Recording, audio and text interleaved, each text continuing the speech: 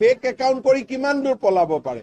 যিমানখিনি আমি পোষ্ট পাইছো আমি এক্সামিন কৰি আছো আৰু আমি কঠোৰ ব্যৱস্থা ল'ম। কাকো যিয়ে এনেকুৱা ধৰণৰ পোষ্ট আহিছে আমি পৰীক্ষা কৰিছো, যিটো পোষ্টে ৰাষ্ট্ৰবিৰোধী বুলি আমি ভাবিছো তেওঁলোকৰ ওপৰতে আমি একশ্যন ল'ম। मैं क्या बोलने के लिए कुछ कर नहीं है, हम तो कर रहे हैं जो करना है और आगे भी करते रहूंगा।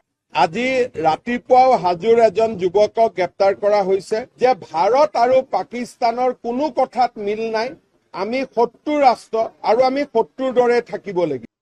চক মানুহে কেনেকে সাহস কৰে তাৰতো মই উত্তৰ দিব নোৱাৰো, কিন্তু যিসকলে বেছিকৈ সাহস কৰে তেওঁলোকক কেনেকৈ ঠাণ্ডা কৰিব পাৰি তাৰ ব্যৱস্থাটো আমি কৰিব পাৰো। নহয়, পাকিস্তানৰ কাৰণে শুদ্ধ, ভাৰতৰ কাৰণে অশুদ্ধ। গতিকে ভাৰতে যি শুদ্ধ কব তাক পাকিস্তানে অশুদ্ধ কব, যাক পাকিস্তানে অশুদ্ধ কব তাক ভাৰতে শুদ্ধ কব।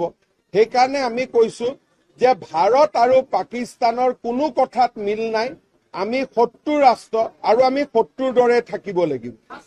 কালি কৃষক মুক্তি সংগ্ৰাম সমিতিৰ এজন নেতা গ্ৰেপ্তাৰ হৈছে ভাৰত বিৰোধী মন্তব্যৰ কাৰণে। যোৱাকালিও মই গুৱাহাটী বিশ্ববিদ্যালয়ত আপোনালোকক কৈছো, যোনে ভাৰত বিৰোধী মন্তব্য দিব তেওঁকে আমি গ্ৰেপ্তাৰ কৰিম আৰু দৰকাৰ হলে নেশ্যনেল চিকিউৰিটি এক্ট, ৰাষ্ট্ৰীয় নিৰাপত্তা আইনো আমি তেওঁলোকৰ ওপৰত জাপি দিম। मैं क्या बोलने के लिए कुछ कर नहीं है, हम तो कर रहे हैं जो